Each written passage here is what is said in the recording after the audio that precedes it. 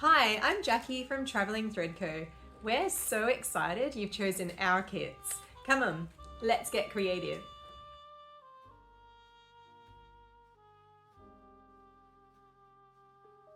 To make our wine tote, you'll need all of the pre-cut pieces in your kit. We've got our handle, we have our lining, and we have our main outer piece.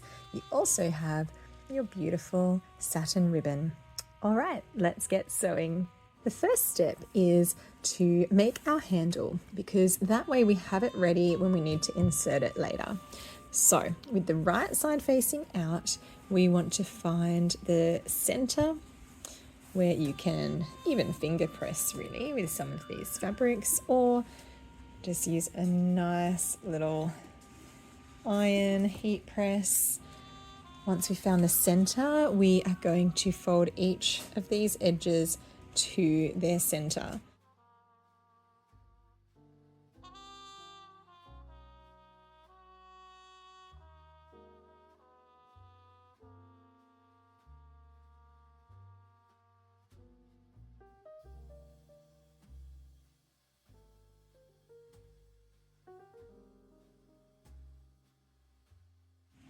Once we've done that, we are then going to simply fold them across onto themselves. Use your clips to make sure those are held.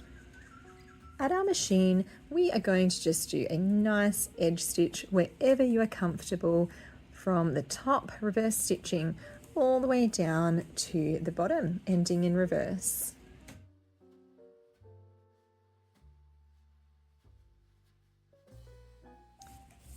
Once you've done that, you'll have a beautifully finished strap ready to insert later. Nice and easy, set that aside.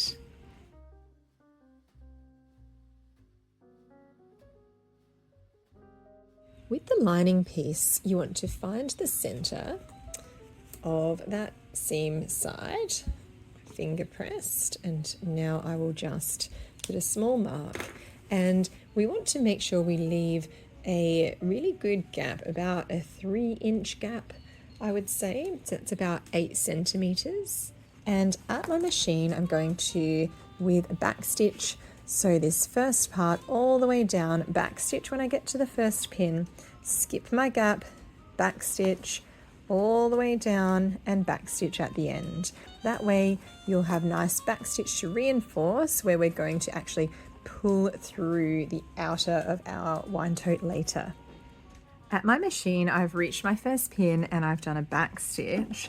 I'm then going to make sure that my needle is out, raise my presser foot, and just skip that gap by dragging the thread along, pull out my next pin, lower my presser foot, reverse, and all the way to the end and reverse. That's the start of our lining piece, with this gap that we've left where you can then snip these threads, and it means we can turn through later, and that's just on the side there.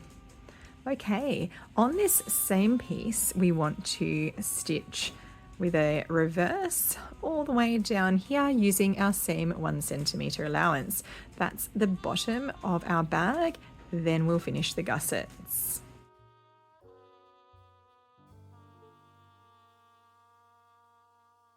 I've stitched the full length along there, and I'm now going to create my gussets in the wine bag. This allows the beautiful cylinder of the wine bottle to sit nicely. So we are going to pull apart the fabric at the bottom here, match those two, you have to sort of zhuzh these edges, the folded parts, match where those 2 points come to, get them nicely finger pressed down, and then sewing from this top view, we want to do a nice open seam with that bottom there, make sure it's all matched. That will be in the middle, and clip so it stays in place, and reverse stitch right from this top angled fold all the way to the bottom part of that angled fold. Repeat this on both sides. The other side has the seam on the side as well as the bottom seam. So to match those, we want to find those seams, finger press them apart, and then run them up towards those top edges so that we know once they're sewn, they're beautifully matched. Then, same as the other side, reverse all the way down and reverse. This is now the lining for your wine bottle tote. We've got our gusset finished, our bottom seam, and we've got our gap on the side seam. We want to now set this beautiful piece aside.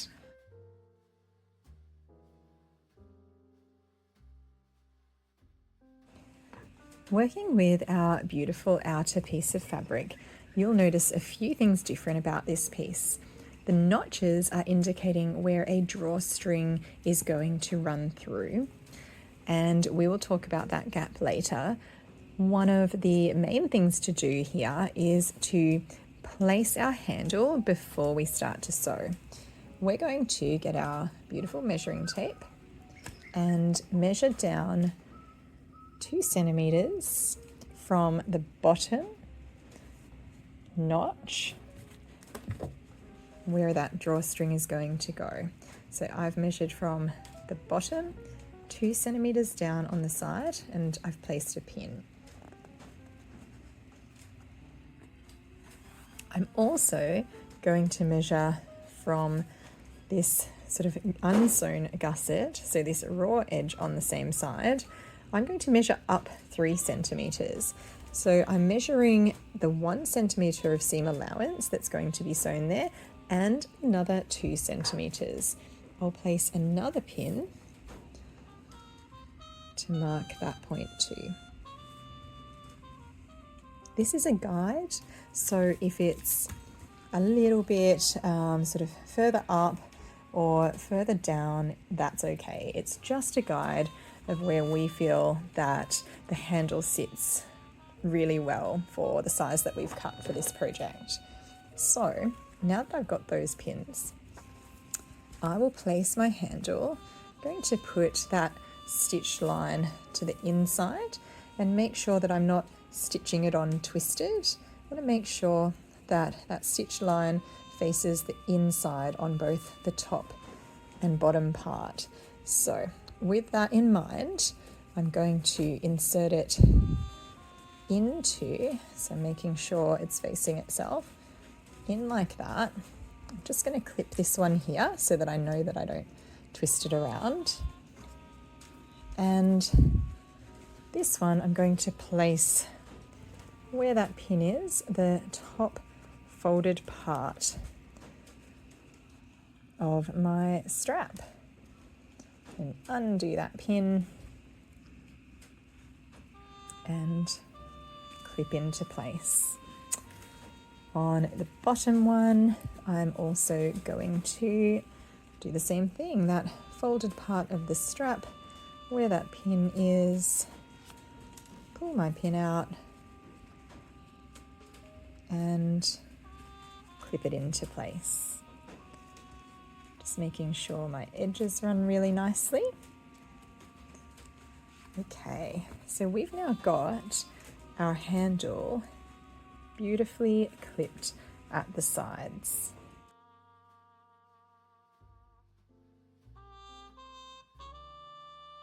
When we go to stitch our side seam on this main part of our bag with the right sides together, we'll start with a reverse stitch, and we're going to go down to just above that first notch where the drawstring's going to go. We'll reverse there, then we will skip that gap, reverse at that dot just below there. I've just marked that with my pen so that I can more clearly see when I sew. Reverse and all the way down we're stitching, making sure those beautiful handles are stitched in all the way down to reverse at the bottom. I'm at my machine and I'll start with a reverse. And then I'm going to go down to just above that first notch, that mark right there. As I near it, I'm going to reverse. Then lift my needle up out, lift my presser foot, and just skip that gap and then place it down at the 1 centimeter allowance on this side and just down where my next dot is. I'll actually use my hand wheel to make that next reverse stitch. And then I'm going to unclip. I know that I've got my handle here and it will feel quite thick. So just make sure it's all sitting nicely and that the handle hasn't twisted. See how it can twist in? We want to make sure that we really have it coming edge to edge, like flat edge of these raw edges, okay, to these raw edges on our main piece. I'm going to continue to stitch slowly over the handle because it is very thick. Continue to stitch all the way down and down to across your next handle.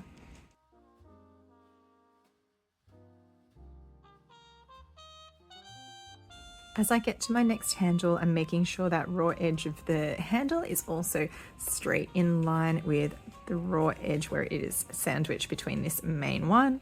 Keep sewing gently across it, slow and steady. We don't want to snap a needle, and down to the bottom and reverse.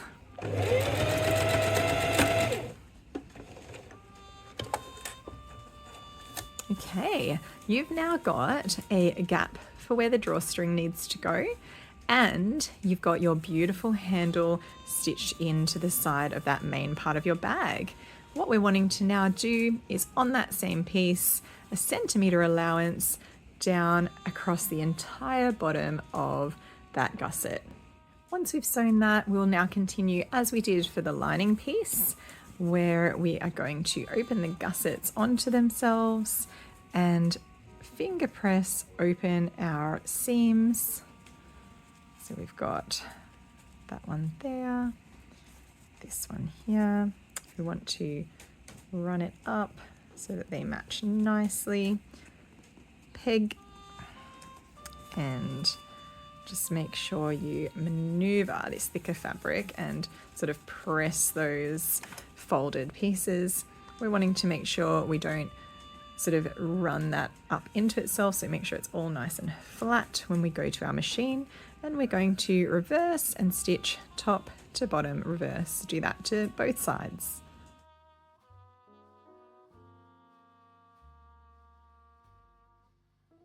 We now want to turn our main outer piece into its right side, and you start to get the shape of what your wine bottle tote is going to look like. We can see that our beautiful handle is sewn in nicely and not twisted. Got our beautiful gusset at the bottom, no openings on here except for our little gap, and that's where our drawstring is going to go through. Okay, let's finish our bag off.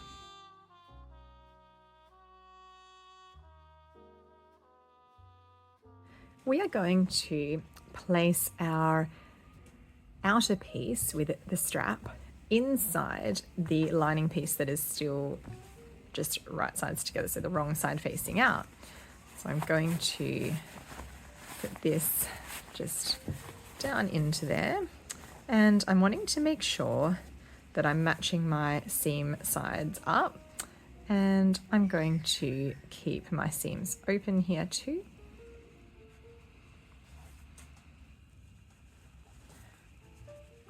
Both of them open, and clip that top part. Okay, so we're actually going to stitch around this entire top part, and then we'll be turning it through with the gap that we left on the lining. At your machine, if you have this where it goes free arm for you, then you will be able to take that off and you'll be able to maneuver your wine bag as such as you sew. If you don't have that, what you'll want to do is at your machine, you'll be leaving how it is if it doesn't come off, and you'll be sewing from the inside like that, and you'll be following that seam allowance all the way around and sewing from within the round.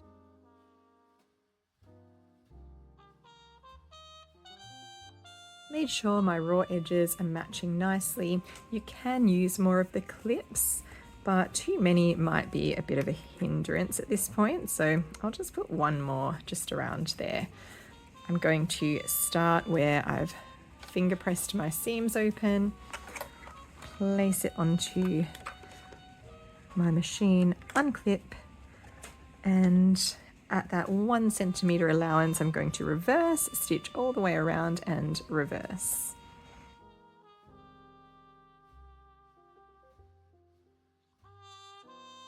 I've sewn all the way around, reversing where I've started and finished. And now it's time to turn your bottle tote through.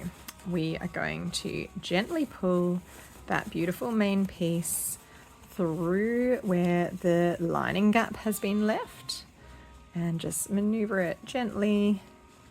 It'll be quite thick, and it's why we left a decent gap. Going to keep pulling it through.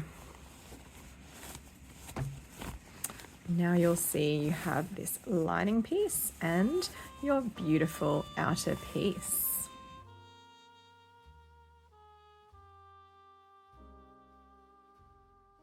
While the lining is still separate from the main piece, we want to close that gap. And so because it's not reversible, this is very much the lining piece that you won't see. It'll be on the inside of the bag. We are not going to use a ladder or invisible stitch, though you are most welcome to. We've done that for a few other projects of ours. We are actually just going to edge stitch, making sure we catch that seam allowance in. I've given this a small press just in that area, and I can keep it sort of pegged to make sure it stays aligned. And we're going to just back stitch where we just above where we've left that gap and stitch really close to the edge until just below where the gap finishes. Reverse at both ends. An edge stitch is where you're sewing just shy of that edge there. So we're not doing like a larger seam allowance. We're making sure our needle goes in just on the inside of that fold. However you feel comfortable. If you need to leave a little bit more room, you do have that sort of centimetre of space to work with, but usually it's just a couple of mils in, and just as you can. You could even use some washi tape to stick down to sort of guide along the edge to make it nice and straight. We see that our opening's down there. Just going to stitch past where that gap was, and we've really closed that gap beautifully.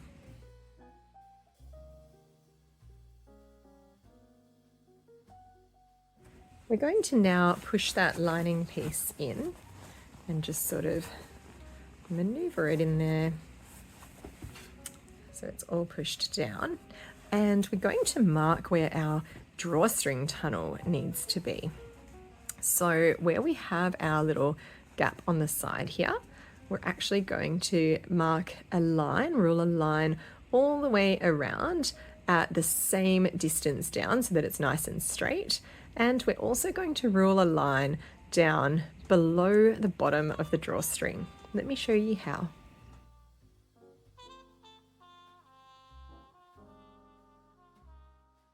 We're wanting to measure just down to where the top of that gap is. So with the way that I've sewn this, that measures at 3.5 centimeters, or that's just over, so 1.25 of an inch. So I'm going to place a mark around the whole way at that same measurement so that I can make sure that I get a really nice straight line. And that's going to be the top of my tunnel. And I'm going to do the same for the bottom of that tunnel, which measures about 5 centimeters down, so about 2 inches for me. So just double check on your sewing in case you've sort of taken a little bit out of a different seam allowance in your stitching. For me, I'm doing it at 3.5 centimeters or 1.25 inch and 5 centimeters or 2 inches down. Do that all the way around. Once I've traced my marks, I'm going to just rule my stitching line using the pens in your kit to mark where I need to stitch along. I'm going to do that for both the top marking that I've measured all the way around and the bottom marking as well. It's important to note that when you have a printed fabric, not to follow the lines on the printed piece, because as we cut along the grain line, but on a printed fabric, sometimes the print can be a little bit more abstract. So don't try following the lines, definitely follow your own ruled line for these.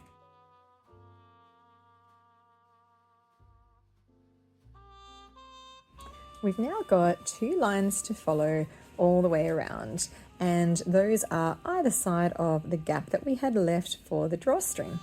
At your machine, you're wanting to start probably in the middle of the front or back piece, reverse stitch, follow that line all the way around, reversing where you start, and do the exact same for that other row of stitching.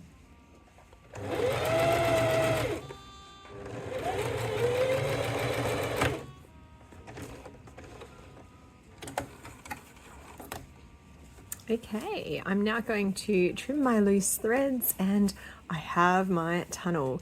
Head over and once again give this top part a press to get rid of any of the friction pen as well.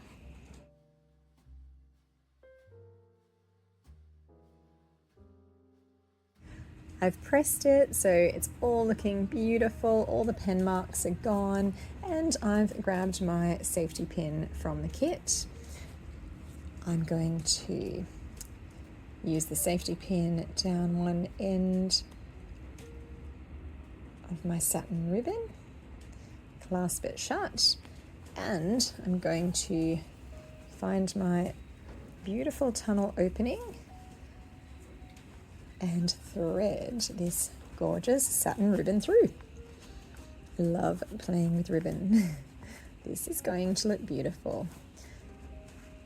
Keep maneuvering it until it comes back out the other side. Okay, you might just need to maneuver it under past where that edge is tucked, but it should come out relatively easily. Give that a nice pull and we'll make them a little bit even. And undo the pin. We'll be able to finish these ends off really nicely, and you can even use a lighter or a match to make sure you sort of stop that edge from fraying on the satin ribbon.